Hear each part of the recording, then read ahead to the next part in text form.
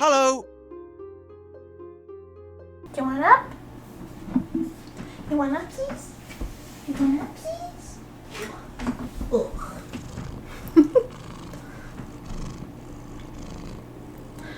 I began work on Wheatley over a year ago, constantly having construction and design issues that slowed all progress to the point where I took an 8-month break trying to configure all the important features. Hi, cutie. It was my first time making a puppet, so it was hard to know what would work and what wouldn't. Thankfully, watching and reading other people's tutorials for inspiration and building process really helped. But the problem was that I was making a non-animatronic puppet that was only controlled by my hand and arm, so I had to redesign the different concepts, possibly sacrificing design for functionality along the way. These pre-cut in half styrofoam spheres I got from Michael's were the perfect shape and size for the chassis, and the fact that it's already cut means I don't need to.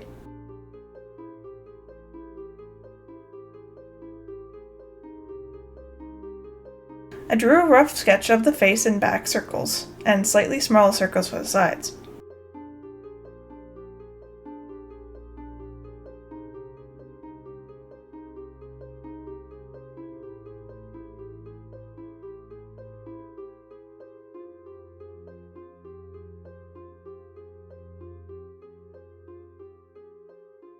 Please don't do what I'm doing right now. I was very careful and didn't cuff myself, but it would be safer to wear gloves, which I did decide to buy later. I then carved and shaped out the circles.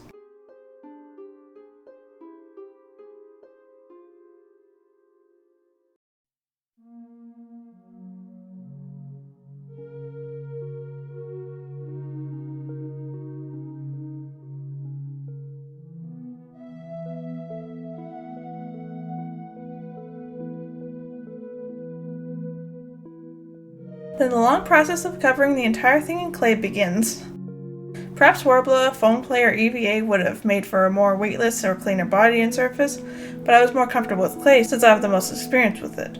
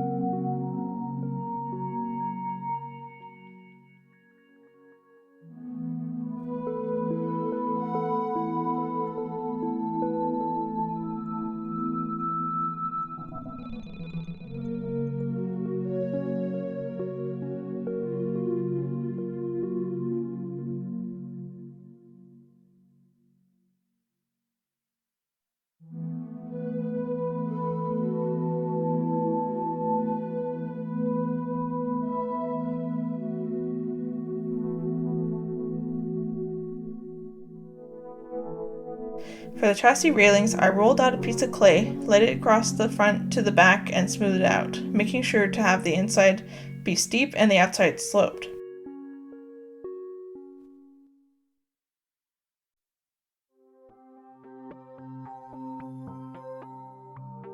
And while the clay was still wet, I poked holes along the inside to act as the railings.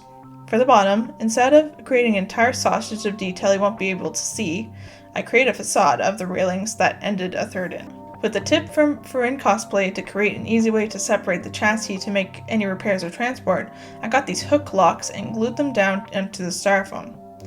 Make sure the glue you use is foam friendly because it can cause the foam to melt, similar to spray paint. I didn't know that at the time, but I'm glad I got lucky with the one I chose. It's not contact cement, but it was strong enough to keep metal secured. Then I got stumped. Figuring out how to build the functioning aspects of the puppet really created a mental roadblock for me.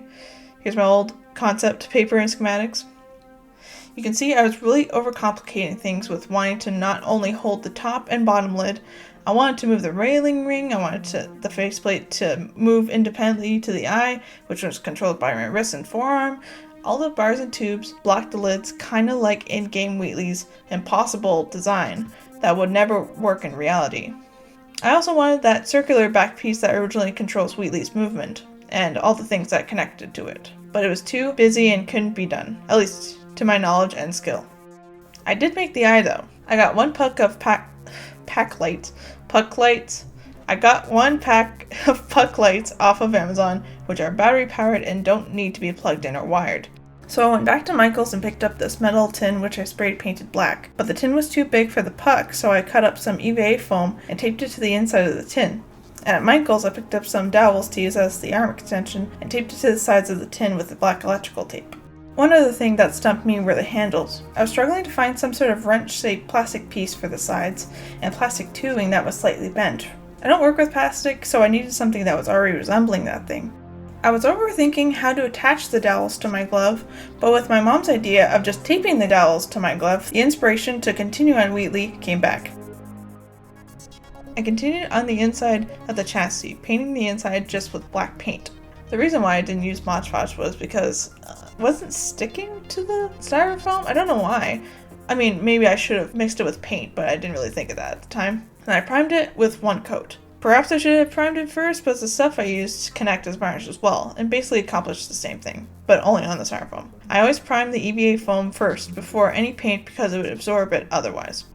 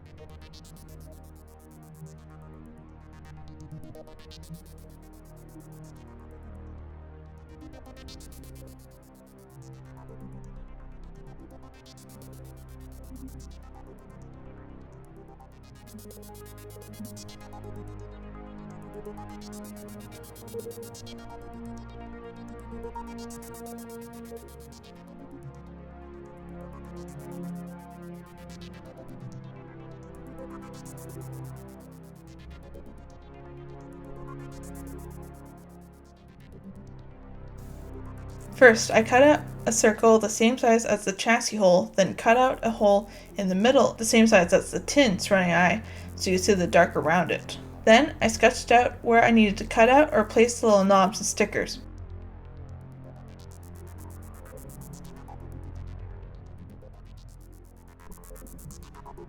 I cut out the triangle piece and traced it on more foam, but extended the outline in order to attach it to the back. Then I glued it on and let it dry overnight.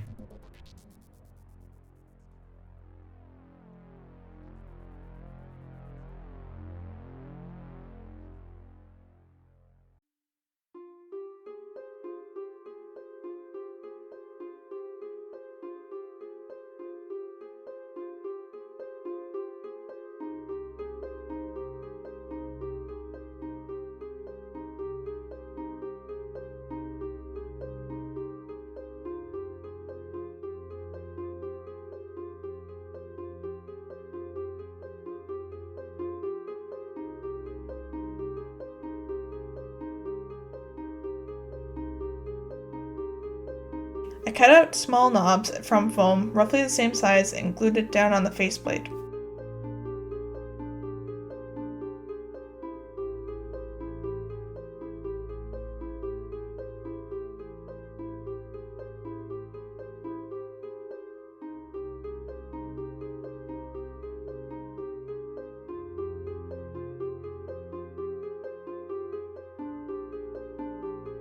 I believe I did 5 layers of foam primer before painting it white, making sure to brush outwards so as not to have noticeable streaks.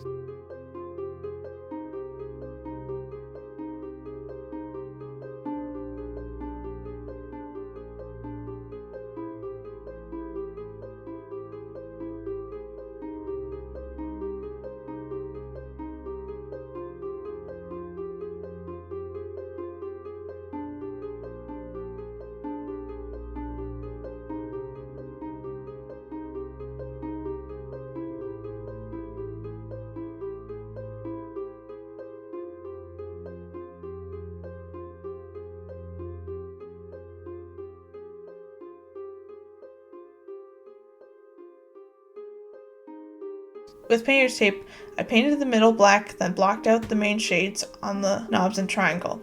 I don't know what else to call it.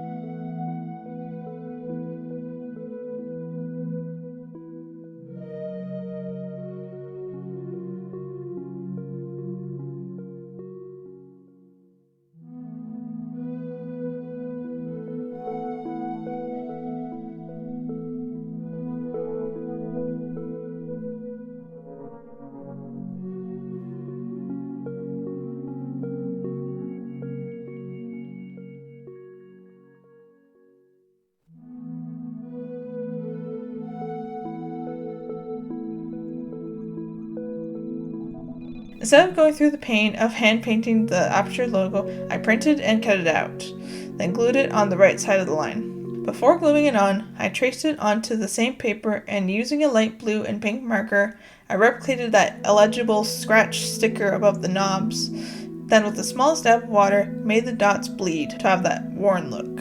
On Wheatley's faceplate, although dirty and worn all around, still has distinct marks that I made sure to recreate. Specifically the dark scratches between the knobs, the rusting paint peeling on the line, the rusting around the triangle, the similar scuffs scattered around, and the marks along the rim. I also sprouted some brown paint on the bottom for the dusty, rustic feel, using the primer to varnish it all, the stickers included, to seal it all in.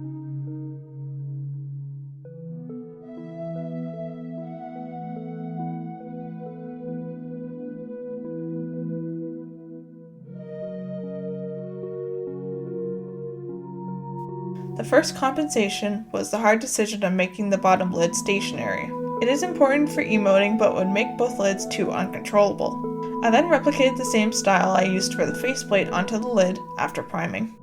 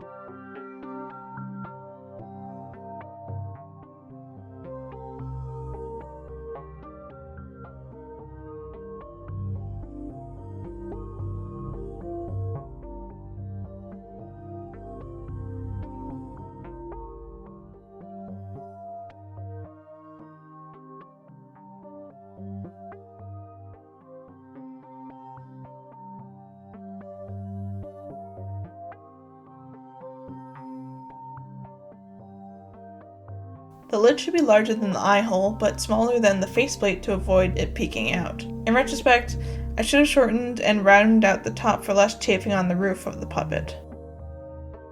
I found a video by Puppet Nerd and his technique in creating a blinking eye mechanism, which was a much simpler solution than what I had in mind. So thank you so much for your tutorials.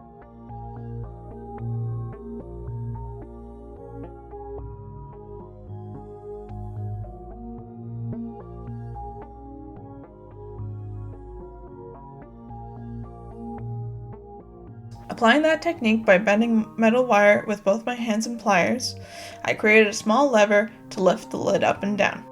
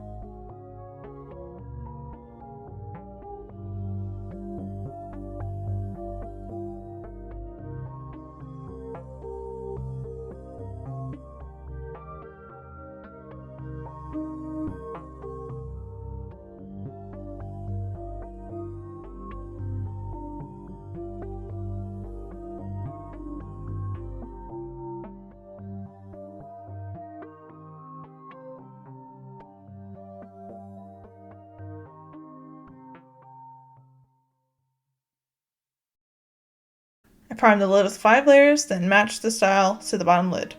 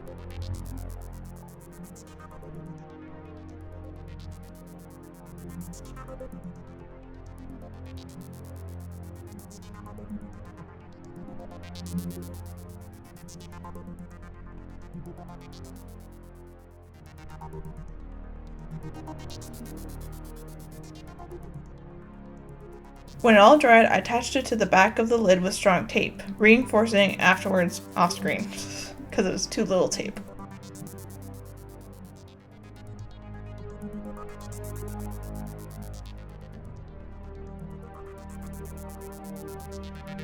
I noticed that whenever I moved the lid, the lever would shift backwards, so I used electrical tape to make an elevated stopper to keep it in place.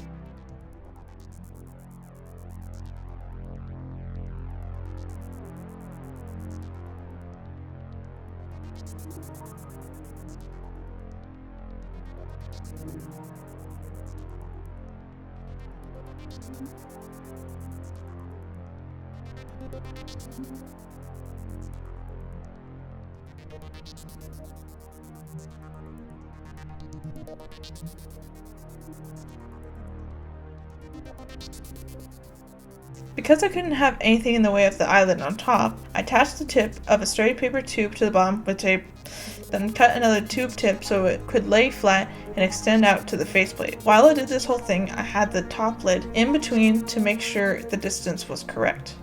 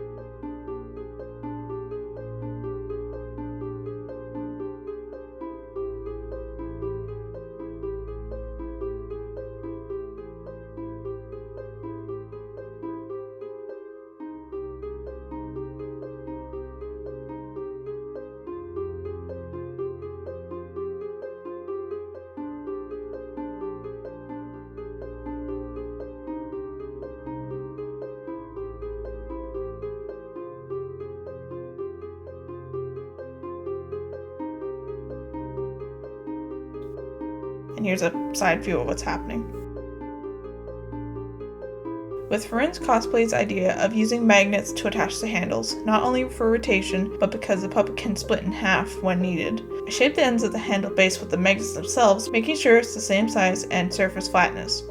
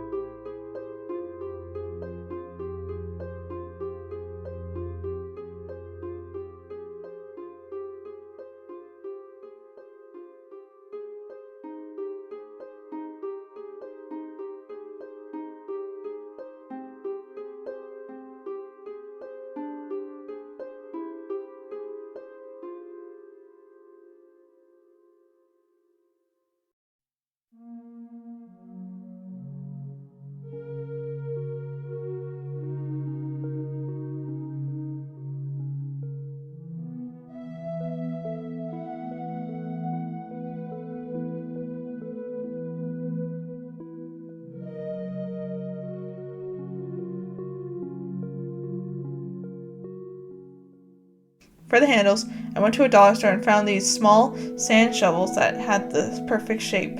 Only problem was that I needed to cut off the actual shovel part, so I needed help from my dad to hacksaw the ends. Again, in retrospect, I should have measured the length and height of the handles and not just guessed based on the shape of the shovel. To replicate that look of the larger circle at the bottom and a smaller circle on top, I had these spare nuts that I glued to each end.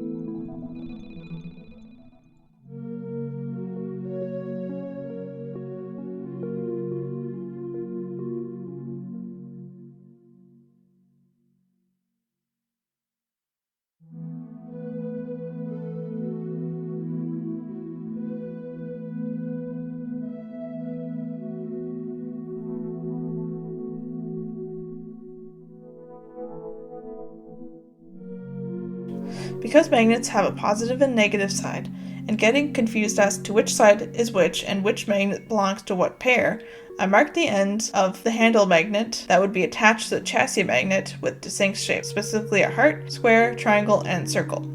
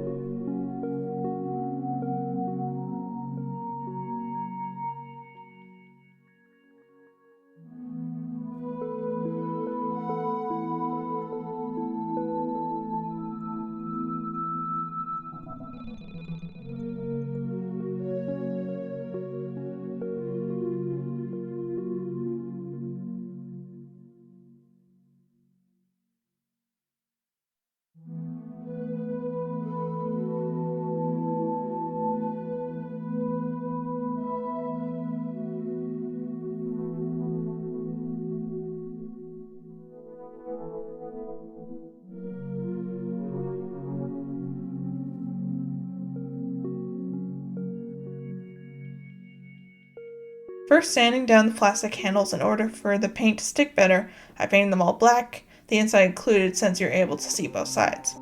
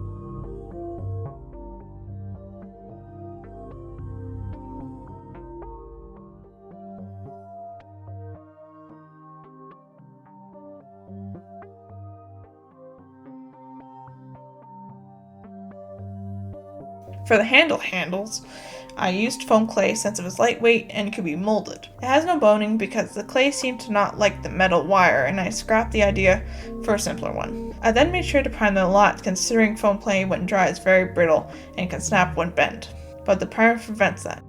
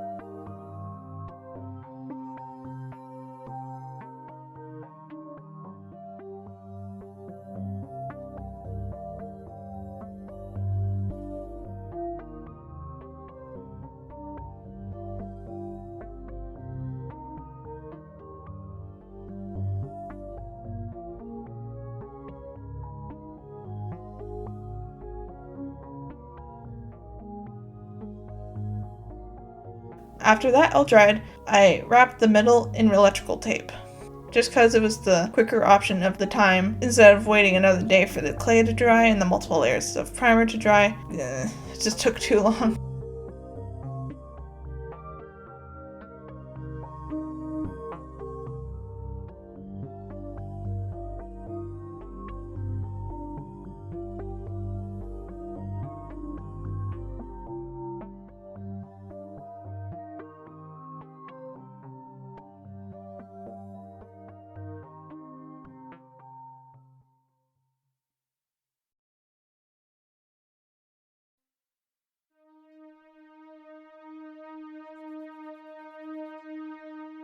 I then glued it all together.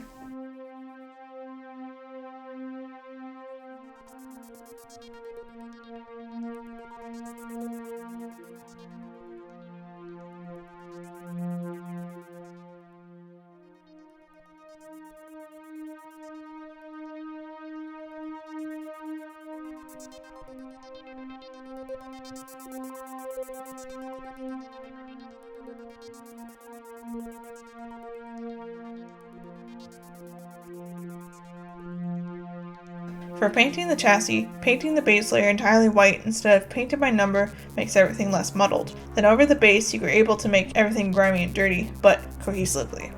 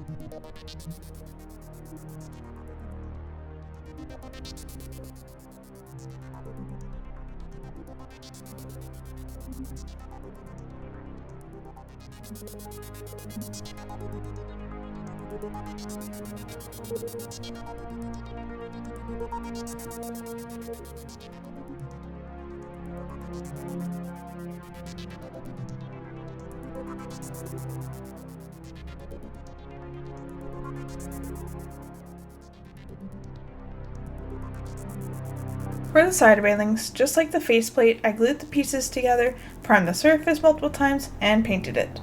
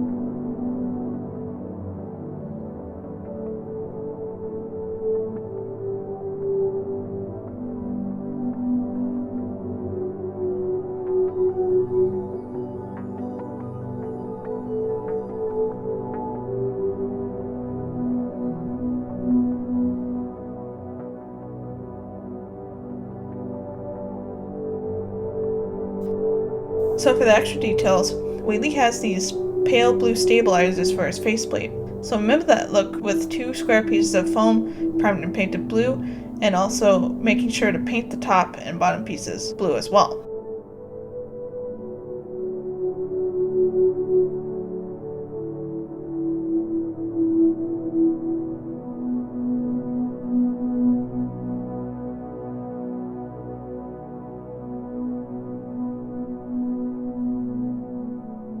Wheatley also has these either rusting or peeling paint parts all around his chassis.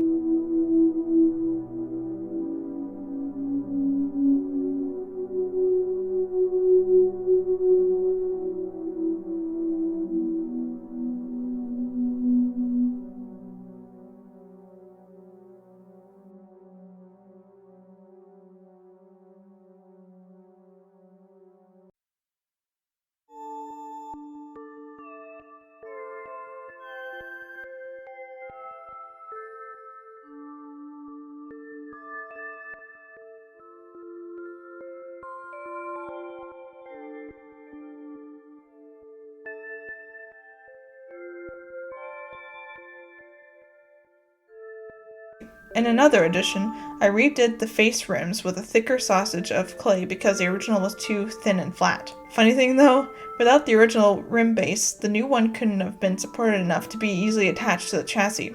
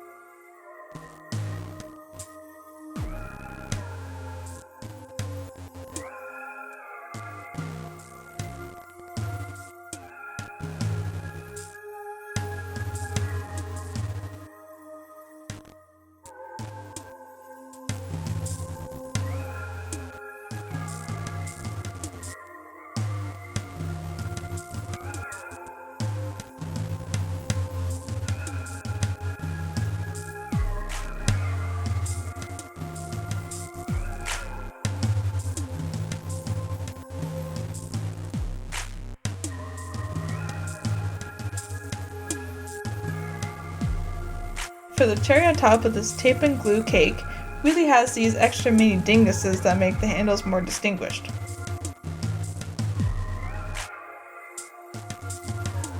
I measured the width of the handles, then made a pattern on a sticky note for the EVA foam.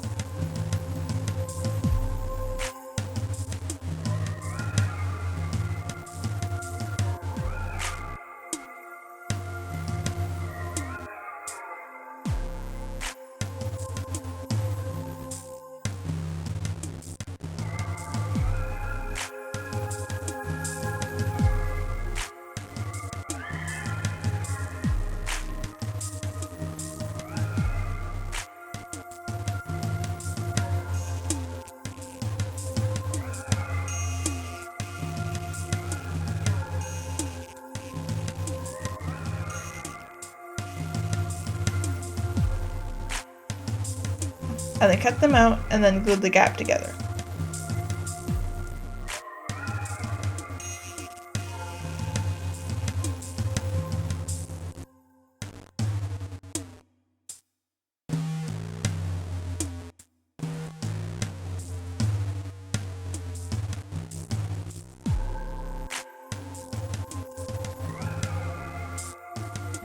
Here, I made a mistake when attaching the little knobs on the outside. I accidentally attached the dingus on the inside when it should be on the outside, but it was easily fixed by peeling it off and then gluing it on properly again.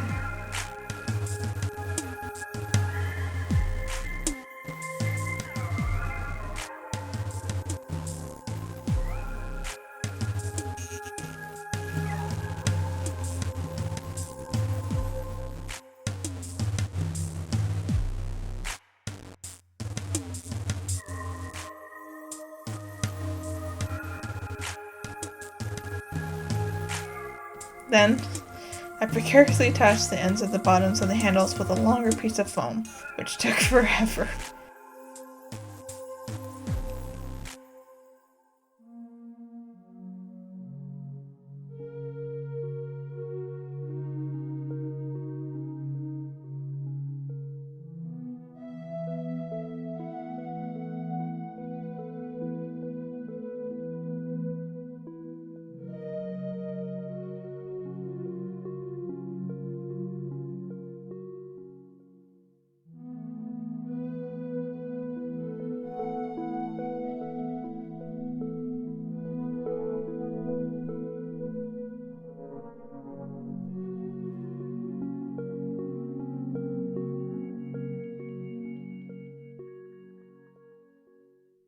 And finally, I primed them and painted all uniform black to match the handles. Just say apple. Easy word, isn't it? Apple. How would you use it in a sentence? This apple's crunchy, you might say. And I'm not even asking you for the whole sentence, just the word apple.